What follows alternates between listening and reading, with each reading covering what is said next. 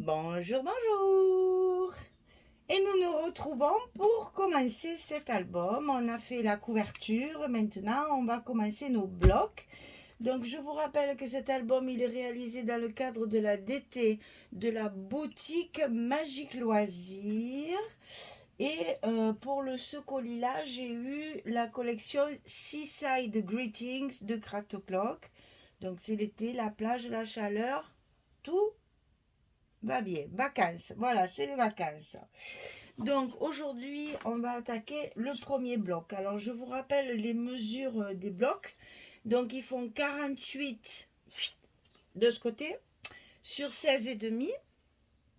Et sur le côté 48, on plie à 23, à 46 et on obtient les 2 cm de petites languettes pour fermer vos blocs et obtenir les fameuses enveloppes.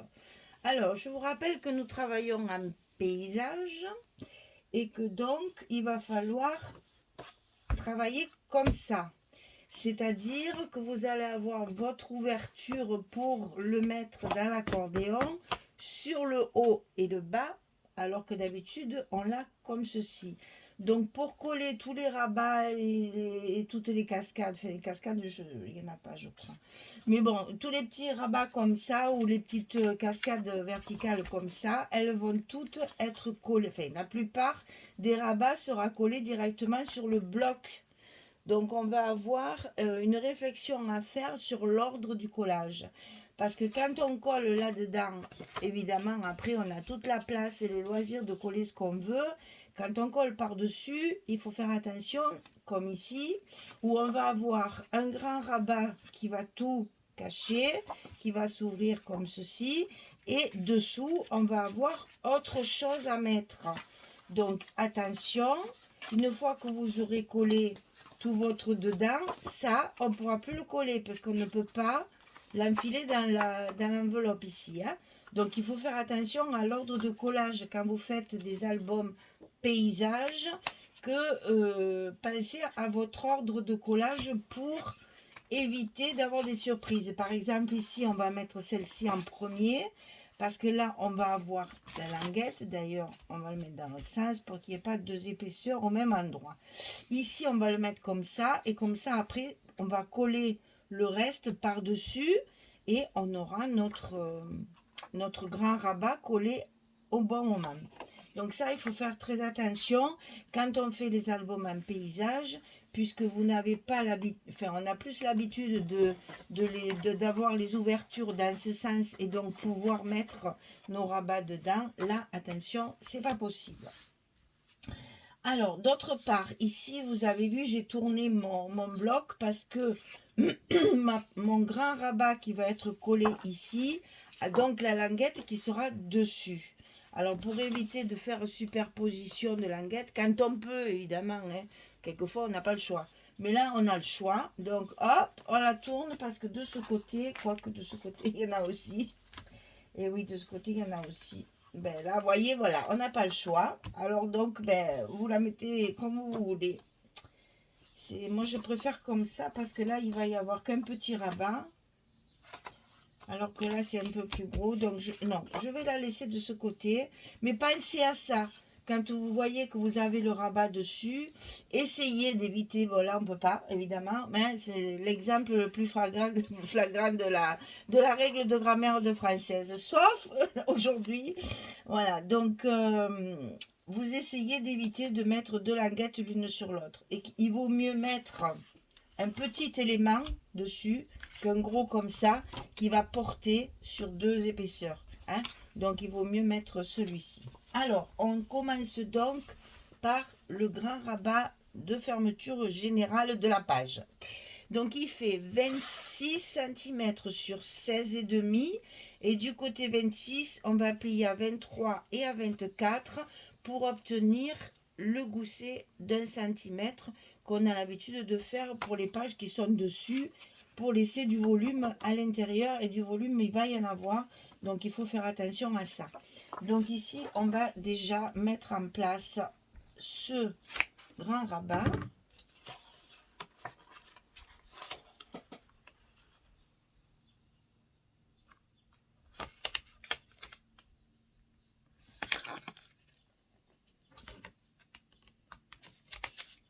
Voilà.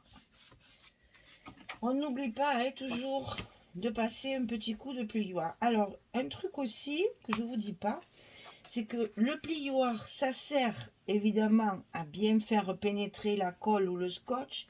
Mais je ne sais pas si vous avez remarqué, quand on coupe avec un massicot ici, ça vous fait toujours... Je ne peux pas vous le faire voir à la caméra, mais à l'œil nu, ça se voit bien.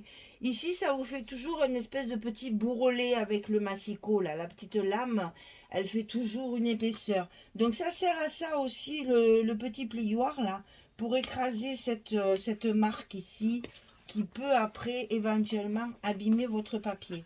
Donc là, on remet bien notre gousset en place pour que notre page soit bien droite par rapport à notre bloc.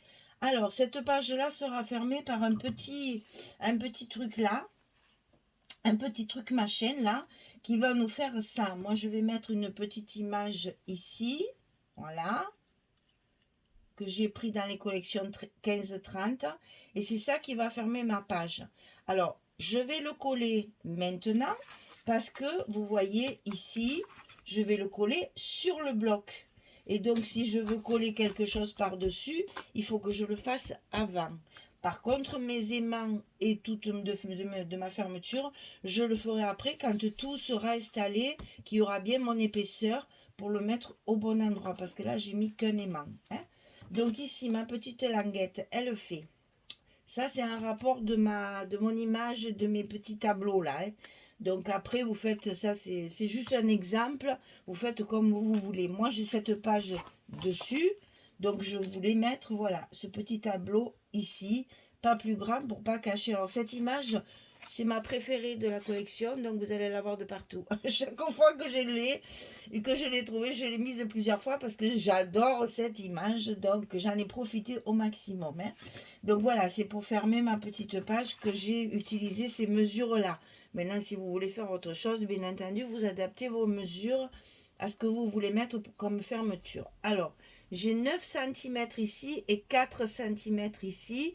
Et du côté 9, je vais plier à 5 et à 6 pour ne pas oublier de faire le même gousset que de ce côté. Pour vraiment prendre toute l'épaisseur de la page.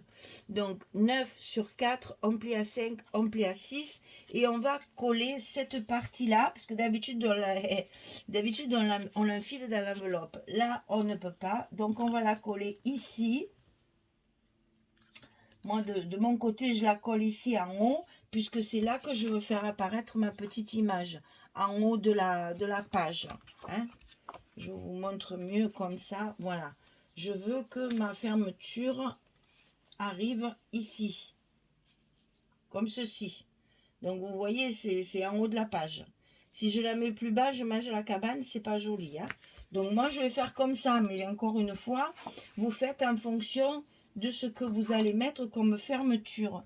Si vous n'utilisez pas la même collection ou si vous faites une autre fermeture, attention d'adapter votre petite languette là. Voilà, donc celle-ci, elle est collée.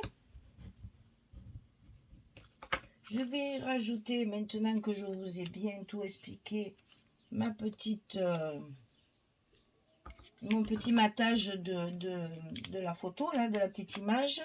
Comme ça, j'ai ma longueur et j'ai mon aimant.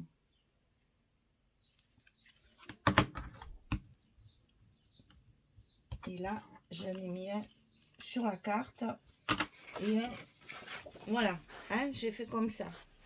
Donc là, je m'aperçois que ça dépasse un tout petit peu, parce que c'est toujours l'épaisseur de la lame du massicot. Hein. C'est vraiment pas grand chose, mais bon, c'est pas beau, il fallait l'enlever. Voilà, ici, vous avez déjà ce que va donner votre page une fois fermée. Alors, ensuite, on a des rabats à l'intérieur. Alors, ici, on a un rabat qui va s'ouvrir, c'est comme une cascade, et qui va s'ouvrir ici, et un autre qui va s'ouvrir en bas. Un en bas, un en haut. Pas commode, hein, quand c'est pas collé. Voilà. Et c'est celui du bas qui va venir sur celui du haut. Parce que vous allez remarquer que dans l'album, j'ai fait beaucoup de découpes comme ça, là. Pour que ça donne un petit cachet, voilà. C'était juste un petit clin d'œil de forme. En fait, je l'ai fait avec une perforatrice d'étiquette. Je n'ai mis que la moitié de l'étiquette. Voilà. Donc ça, vous allez voir, ça va faire un petit effet parce que j'ai profité de faire du patchwork pour justement un peu donner de la... Comment dire, de la vie à cet album là. Voilà, moi j'aime bien quand il y a un peu des trucs là un peu clinquants. Voilà, donc ici par contre on va pouvoir hop le glisser à l'intérieur de notre enveloppe, puisqu'on a nos trous là, comme on dit, nos fentes là. J'ai deux aimants qui vont m'emporter tout, qui me démolissent tout. Bon, merci, il veut pas tenir, mais je veux pas le coller, donc tu te débrouilles de tenir. Voilà, donc ici on va pouvoir le rentrer bien sûr dans l'enveloppe. Alors on va avoir de l'autre côté encore des cascades, enfin des petits rabats qui vont s'ouvrir dans ce sens. Donc attention de bien le mettre au fond de votre bloc ici, pour que ça arrive bien ras de la pliure du gousset. Donc n'oubliez pas, quand vous faites ce genre de choses, c'est au millimètre. Ah, je vous ai pas donné les dimensions. Voilà, ça c'est moi craché. Donc 18,5 sur 11,5. Puisqu'on a 23, ça fait juste la moitié. Hein. Et donc sur le côté 18,5, vous pliez à 16 et à 16,5, on a des petits goussets d'un demi-centimètre sur ce bloc, sur ce rabat-là. Hein. Donc 18,5, 11,5, 16, 16,5. Donc ça, on va le coller à l'intérieur de notre enveloppe, là, de notre bloc, puisque nous avons nos ouvertures en haut et en bas. Donc, on bloque bien au fond, le long du gousset, et l'affaire est dans le sac. Voilà, on a notre premier bloc, enfin notre premier rabat de coller. Alors celui-ci, les mesures sont les mêmes que l'autre. Simplement, moi j'ai rajouté ça, mais je n'ai pas tenu compte de ça dans ma mesure. Mon rabat, il fait bien 18,5 jusque là. Si vous voulez faire une bordure ou une encoche ou quelque chose, ça ne gêne en rien la mesure. Et tout ça sera toujours 18,5 et vous plierez toujours à 16 et à 16,5 ici. Là, vous faites ce que vous voulez. Moi, j'ai fait ça, mais après, chacun son matériel, chacun ses envies. Et puis, si ça ne vous plaît pas, vous ne le faites pas. Et puis, voilà. Vous le laissez droit comme ça. Hein. Ça, c'est un choix. Alors, n'oubliez pas qu'il faut bien le mettre. Je suis dans le champ, là, oui. Qu'il faut bien le mettre au fond de votre bloc. Bien calé au fond. Pour que, justement, on puisse mettre le suivant. Voilà. Là, c'est en place. Alors, maintenant, on va faire ce côté. Et donc, c'est pour ça que j'ai voulu vous faire mettre celui-là en premier, parce que vous allez voir que ça va nous faciliter la mise en place de celui-là. Parce qu'il bute, ça bute contre l'autre. Si on fait le contraire, vous risquez après d'avoir cela par-dessus. Donc, attention, c'est du millimètre. 11,5, 11,5. Hein, donc, il faut que ce soit bien en place. Pour que ça arrive ici, évidemment, le long de votre bloc. Donc, ici, 14 sur 16,5. Et sur le côté 14, on va plier à 11,5 et à 12 pour obtenir toujours notre petit gousset d'un demi-centimètre. Donc, 14, 16,5, 11,5, 12. Et ça, on va le coller ici, ras du premier bloc qu'on vient de faire. Et c'est pas chose facile. Moi, j'ai tracé un trait, certes, mais bon. Je vais l'aligner ici. Comme ça, ce sera peut-être plus facile. Voilà. Donc, alignez-le là sur le bord de votre... c'est le gousset qui gêne. Hein. C'est le gousset qui va gêner. Voilà. On aligne bien sur le bord ici. On marque bien notre petit gousset. Et là, normalement, c'est en place. Donc, ensuite, on va appuyer avant qu'il change d'avis. Et normalement, tout va bien. On va pouvoir glisser notre deuxième, le petit gousset qui ne prend pas sa place. Ça, c'est normal, puisqu'il est plié à l'envers. Alors, on va le plier comme il doit se plier. Voilà. Et là, ça va aller beaucoup mieux. Voilà, ça y est. Donc, n'oubliez pas qu'une fois qu'il est en place, il faut marquer votre pliure dans l'autre sens, justement pour permettre l'ouverture facile. Alors, de ce côté, ici, on en a donc évidemment un autre à mettre comme ceci. Donc, j'ai bien mis les chiffres à l'envers, mais c'est pas grave. C'est le même, 14, 16 et demi. Sur le côté 14, on plie à 11 et demi à 12 pour obtenir notre petit gousset. Et ça, on va le coller au bord de notre bloc côté droit, ici.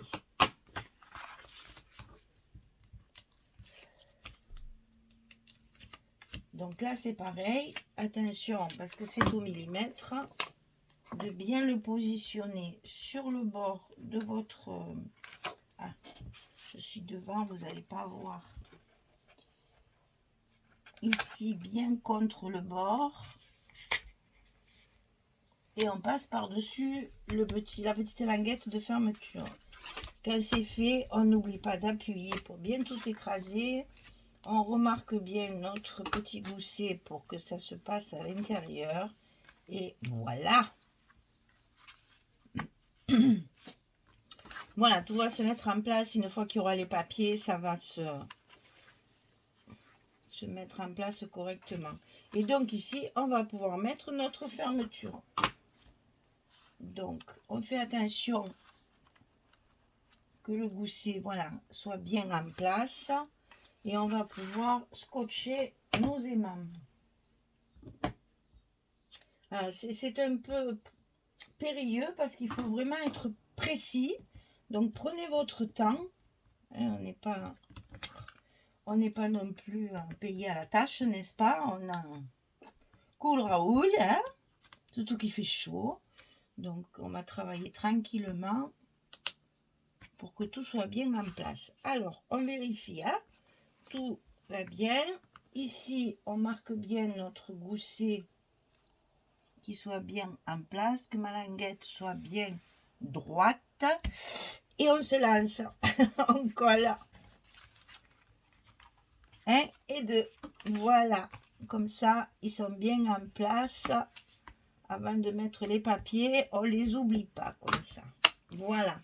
Et c'est ce qui va faire la fermeture de notre page. Voilà, il faut que tout se mette bien en place. C'est neuf. Ça a toujours un peu de mal au début, mais une fois qu'il y a les papiers, après qu'on les a travaillés, ça va mieux. Voilà, donc ça s'ouvre, ça s'ouvre, ça s'ouvre, ça s'ouvre, ça s'ouvre et ça s'ouvre. D'accord? On a de la place hein, pour mettre des photos là. Donc allez, je mets tous mes papiers parce que comme j'ai fait des découpes, et là c'est long, c'est très long. Dès qu'on fait des... Voilà, parce que moi j'ai voulu faire ça, vous voyez. Je me complique la vie en plus. C'est-à-dire que là j'ai une chute de papier avec ça. Donc j'ai remis ici le même papier que là, avec mon encoche ici. Voilà, pour faire une espèce de petit patchwork. Et voilà, je me suis un peu amusée parce que là, j'avoue, dès qu'il y a une découpe, c'est toujours un peu plus difficile, un peu plus périlleux. J'ai laissé tous mes dailles là. Un peu plus périlleux. Et puis, il faut être, voilà, prendre son temps et le faire tranquillement. Allez, je colle tout ça et je reviens vers vous. À tout à l'heure. Voilà, j'ai terminé. Donc, je vous montre. Alors, je vous rappelle que ici, nous avons des espaces photos ici qui sont de 11,5. Alors, évidemment, les cardstock qu'on a l'habitude d'utiliser pour les espaces photos, moi, j'ai gardé la même dimension que d'habitude, c'est-à-dire 10,7 sur 16, sur 15,7, je vais y arriver. 10,7 sur 15,7. Donc, vous avez des espaces entre les espaces photos et ici qui sont beaucoup plus importants que d'habitude. Vous voyez, là, ça va impeccable parce qu'on a bien 16. Et là, on a un peu plus. Moi, personnellement, ça ne me gêne pas parce que c'est dessous. Voilà. Et il va y avoir la photo par-dessus. Donc, perso, ça ne me gêne pas que ça fasse ça. Maintenant, il y a une autre raison aussi, c'est que dans une feuille 30-30 de papier uni, je coupe 4 dimensions 10,7 sur 15,7. Si j'augmente ma dimension, je n'en coupe plus que 3. Et donc, j'ai du gaspillage. Et ça, c'est pas possible. Donc, j'ai quand même gardé la dimension normale qu'on a l'habitude de faire. C'est vrai que comme j'ai 16,5 ici et là 23, donc ça fait 11,5. Bon, mes espaces photos sont un tantinet plus petits que la normale, enfin que par rapport à ma page. Moi, ça ne me gêne pas. Maintenant, à vous de voir si vous voulez les adapter. Ça, c'est à vous de voir. Moi, comme ça j'aime pas gaspiller du papier. Mais là, vous voyez, par exemple, voilà, si ça vous gêne ce gros espace-là, ce que vous pouvez faire, c'est mettre un petit die cut, là, un petit découpage qui va monopoliser la vue, hein, le regard. Et puis du coup, ça va disparaître. Une fois qu'il y aura les photos glissées dessous et le petit die cut au milieu, personne ne va s'apercevoir que les espaces sont plus importants que d'habitude. Bon, après ça, c'est chacun. Hein, voilà. Donc là, mes petites encoches, vous voyez, là, je me suis bien amusée pour les faire. Et j'ai poussé le vis jusqu'à ce qu'on voit quelque chose de joli dans mon encoche. Donc ici, il y a les petites fleurs ici qui sortent de ma petite encoche. Donc là, là c'est page 30-30, là c'est 20-20. Donc ici, ça s'ouvre comme ceci, ça s'ouvre comme ça. Ici, encore un espace photo. J'ai gardé le même papier pour avoir le même rythme de couleur. Et ici, c'est pareil, il y a la tête de l'hippocampe qui sort. Et donc, ça s'ouvre des deux côtés. Et on a nos espaces photos ici. Voilà. Écoutez, rien que sur cette page, 2, 4, 5... 6, 7 et 8. Voilà, on a 8 espaces photos sur cette page en gardant cet ensemble de bleu à pois, la rayure. J'adore ces mélanges de papier. Les petits pois, moi j'adore. Et mélanger avec la rayure, ça fait bien marin, je trouve. C'est très joli hein, aussi. On s'y croirait, comme disait l'autre. Voilà, notre page numéro 1 est terminée. Vous avez déjà 8 espaces photos. C'est un problème sur cette première page. Voilà, et bien écoutez, j'espère que ça vous plaît. Le papier est très inspirant, je dois vous dire. Hein. C'est un régal. Hein. Ça fait... voilà, je vois ça, je me dis, voilà, ma page, elle est comme ça. Là, c'est pareil. Le petit bateau, le phare et la vue sous-marine, là, j'avoue, ça parle déjà. Ah ben voilà, il faut le découper comme ça. Voilà, c'est vraiment un papier facile à travailler, c'est un régal. Allez, je vous laisse parce qu'on va faire la suite. Alors, vite, vite, il faut tout filmer pour télécharger. Et puis, voilà, donc ça, c'est bloc numéro 1, page numéro 1.